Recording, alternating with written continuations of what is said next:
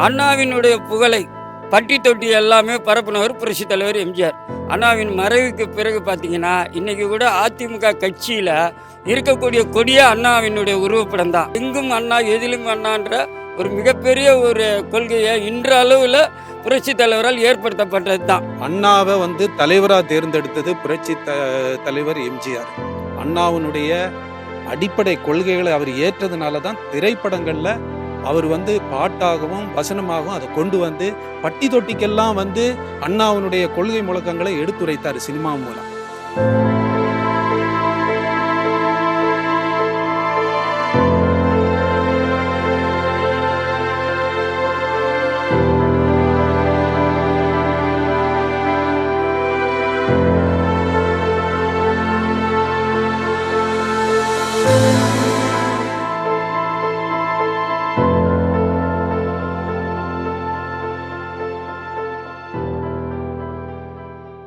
அதிமுக ஆட்சி திரும்ப வரணும்னு நினைக்கிறீங்க? மீண்டும் அதிமுக ஆட்சி வர வேண்டும் என்று சொன்னால் குடிசையிலே வாழ்ந்து கொண்டிருக்கின்ற அந்த மக்களுக்கு ஒளிவிளக்கு ஏற்றியவர் புரட்சி தலைவர் எம்ஜிஆர் அவர்கள் என்பதை இந்த நாட்டு மக்கள் என்றைக்கும் எப்போதும் மறந்திருக்க மாட்டார்கள். மீண்டும் தமிழகத்தில் திமுக ஆட்சி வந்தால் தமிழகம் 100% அழிவுப்பாதையும் திவாலாகக்கூடிய இதுதான் இருக்கு. அண்ணாவினுடைய நற்பெயருக்கு களங்கம் ஏற்படுத்துகின்ற வகையில் சிறையில் இருந்து கொண்டே ஒருவர் அமைச்சராக இருந்தால் அது இந்த திமுக ஆட்சியில் தான். தமிழுக்கு உண்மையிலே அவர்கள் தோள் கொடுக்கணும், தமிழ் மொழியை காக்கணும் அப்படின்னு நினைச்சிருந்தாங்கன்னு சொன்னால் அவர்கள் ஏதாவது ஒரு தமிழ் பல்கலைக்கழகமோ இல்லது ஒரு உலக தமிழ் மாநாடோ நடத்தி இருக்கணும். தமிழகத்தை ஆட்சி செய்தவர்களில் 2 கொள்கைகள் உண்டு. திராவிட கொள்கை என்பது திட்டங்களை வகுப்பதற்கு முன்பு தனது குடும்பத்திற்கு அதில் என்ன லாபம் என்று திட்டத்தை வகுப்பார்கள். அதே அதிமுக என்பது புரட்சி தலைவர் எம்ஜிஆர் உருவாக்கிய பிறகு மக்களுக்கு சேவை சார்ந்த திட்டங்களை மட்டும்தான் வகுப்பார்கள். அதில் லாப நோக்கம் இருக்காது. திமுகவில் ஊழலுக்காகவே திட்டம் போடுவாங்க. ஊழலுக்காக திட்டம் போடுற ஒரே இயக்கம் திமுக தான். தமிழக மக்கள் எல்லாருமே எதிர்பார்த்து நிற்கிற ஒரு ஆட்சி அனைத்து இந்திய அண்ணா திராவிட முன்னேற்ற கழகத்துடைய ஆட்சி.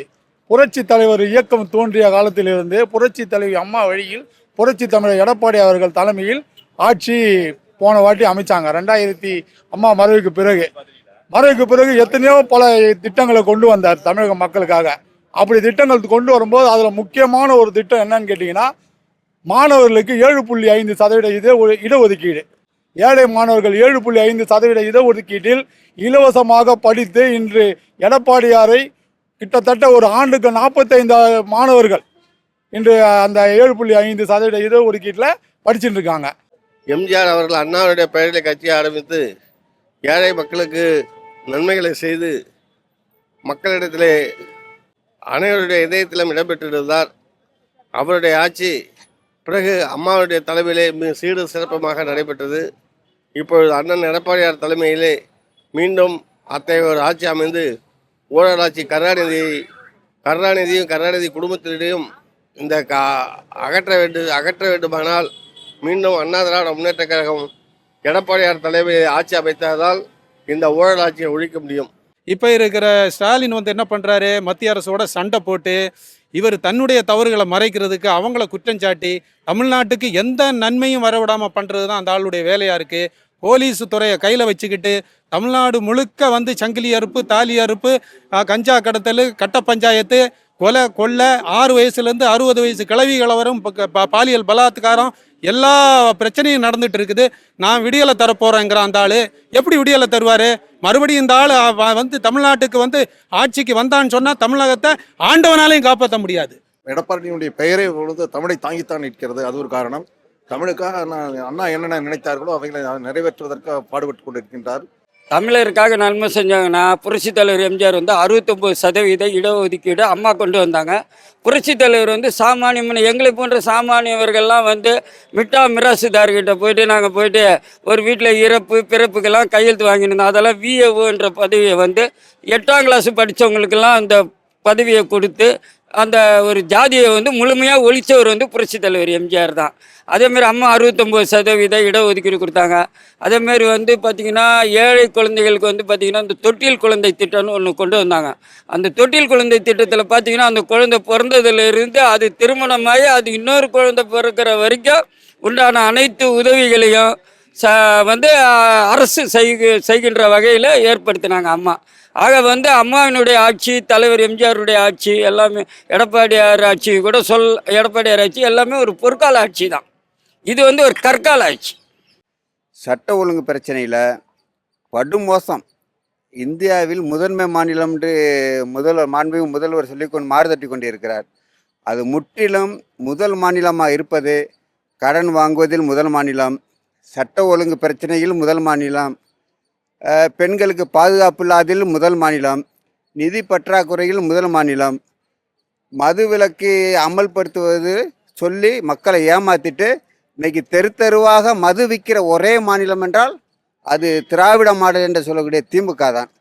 1972 இருந்தே நாம் வந்து திமுகனுடைய ஊழல் வரிசையை நீங்கள் பார்த்தீங்கன்னு சொன்னால் மிக சிறப்பாக விஞ்ஞான முறையிலான ஊழல் பேர்வழிகள் திமுகவில் இருக்கிறாங்கன்னு சொல்லி நிரூபணம் ஆகிறது. சர்க்காரியா கமிஷன் மூலமாக அது தெளிவாக தெரிந்தது. அந்த ஊழலை மறைக்கிறதுக்கு அப்போதைய காங்கிரஸ் அரசோடு இவங்க கூட்டணி வச்சு, கள்ள கூட்டணி வச்சு அந்த ஊழல்ல இருந்து தப்பிக்கிறதுக்காக என்ன பண்ணாங்க, தமிழகத்தினுடைய ஜீவாதார உரிமைகள் எல்லாத்தையும் விற்ற இயக்கம் திராவிட முன்னேற்ற கழகம். குறிப்பாக பார்த்தீங்கன்னு சொன்னால் சிங்களவர்களுக்கு அந்த கச்சத்தீவை தார வார்த்து இன்னைக்கு தமிழகத்தில் உள்ள எல்லா மீனவர்களும் இன்னைக்கு இடர்பாடுல சிக்கி தவிக்கிறாங்க. மீனவர்களுடைய வாழ்வாதாரத்தை கெடுத்தது திராவிட முன்னேற்ற கழகம். 1.5 லட்சம் தமிழர்களை அன்றைக்கு வந்து என்ன செய்கிறாங்க, முள்ளி வாய்க்காலில் கொல்லி வைக்கிறதுக்கு காரணம் காங்கிரஸோடு சேர்ந்த திமுக தான் காரணம். முல்லை பெரியார் அணையினுடைய நீர்மட்டத்தை உயர்த்துவதற்கு எந்த நடவடிக்கையும் எடுக்காத இயக்கம் திராவிட முன்னேற்ற கழகம்.